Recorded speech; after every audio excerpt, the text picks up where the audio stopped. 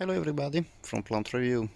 Again, second video today. Today I left a little bit tulips and daffodils, and I will speak about one of my favorite garden orchids, Pleione. This is the Pleione Tongariro. This is an orchid. These orchids are actually, in my experience, quite hardy in the UK, at least in Kent, where I live. And they come from East Asia, from temperate areas of East Asia. There are several species of pleiones and many hybrids as well. This indeed, Pleione tongariro is a hybrid of between a pleione called Versailles, that is itself an hybrid between Pleione formosana and Pleione lipricti, and another species that is a Pleione pleionoides. So it's a cross between Pleione Versailles and Pleione pleionoides. These are orchids that are deciduous, like well, all garden orchids. They come. You can buy them. You can buy the bulbs. You can see, yeah, that's a bulb. Bulbs are usually sold in spring for this species. You sometimes can buy them in garden centers as well. For example, tailors sell pleiones in many garden centers. However, obviously, if you're looking for different species and hybrids, there's a huge variety of species and hybrids available online. The Tongariro is one of the most common, actually. This doesn't take any less to the beauty of this flower, I think. As you can see, the flower is very bright purple fuchsia. The size is about 6-7 centimeters in width, and is about 5-6 centimeters in length. The petals and the sepals are the same in color. They are again a rich purple fuchsia, while one of the petal, as in many orchids, one second, I move the pot so you can actually see it better here, is transformed in a labellum or lip. The lip is very richly colored. It's frilly with spots, colorful spots of colorful red spots, and there's an additional frilly area that is glowing in yellow. The color combination is absolutely fantastic in this orchid, I think. And you can see here, that's the column in the upper part of the flower. Yeah, sorry. Yeah, the column here is where the orchid has both its male and female reproductive organs. This is a plant that needs to be put in a compost. You can use, first of all, a quite shallow pot, like me, and the mix I use is the one recommended in many website and book. Is half bark chips and half sphagnum moss.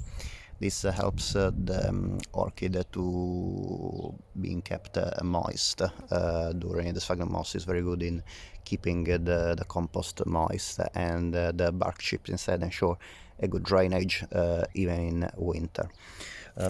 Talking about the actually winter, I found this hybrid hardy outside. I've been keeping these plant, well, it's these different plants. I bought 3 bulbs, and this plant comes from just 3 bulbs. I bought 3 years ago at a fair, at the flower fair in Kent. and it increased, as you can see, it increased quite a lot, producing many bulbs. I kept this orchid outside. I keep this orchid outside all year. The flowers are produced in late March to mid-April, as you can see. Obviously, depends on the temperature outside, and they are the first. They are produced first by the bulb, and as you can see, after the flower, the leaves start developing.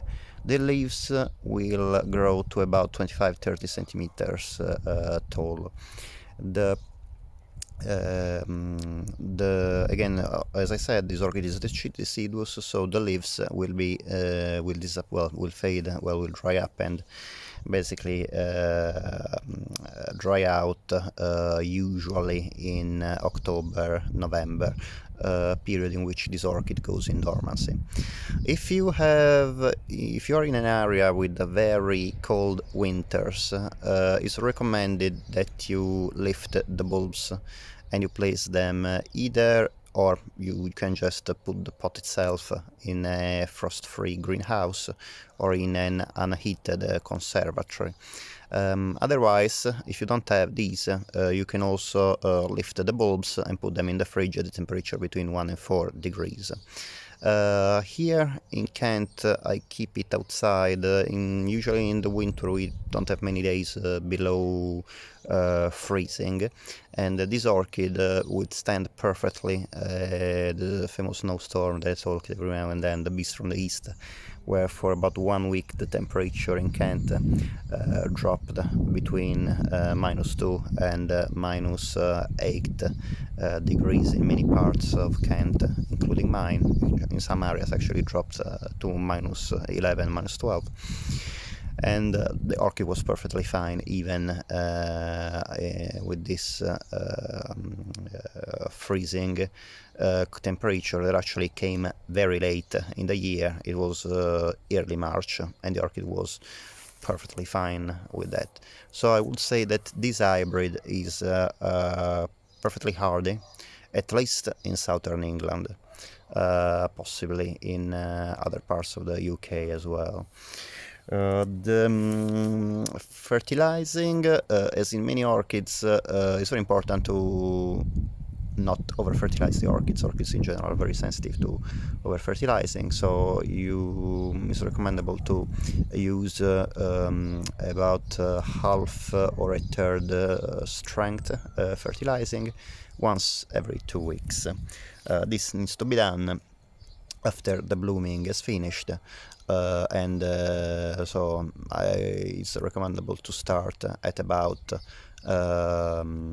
in about the first weeks of May, the first 2 weeks of May, until September, October, when the leaves finally disappear. This helps the bulbs keep up the energy for the blooming the year after. This is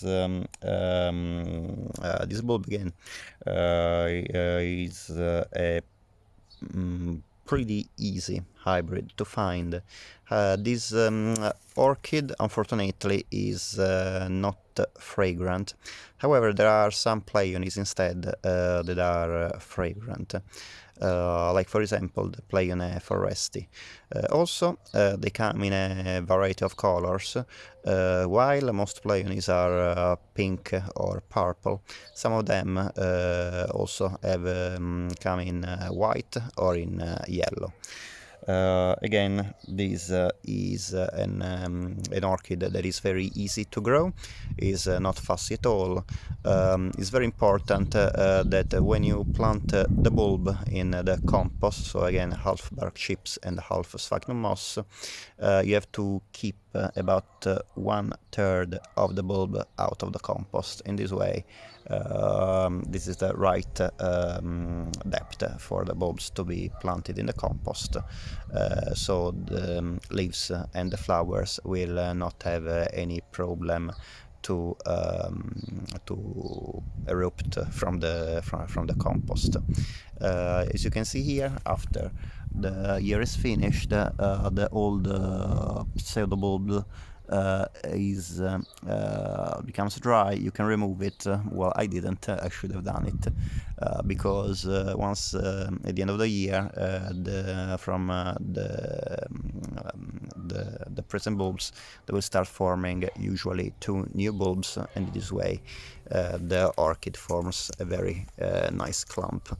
I think that, as you can see, in a shallow pot, this orchid really is really nice. It will be a beautiful centerpiece of your garden.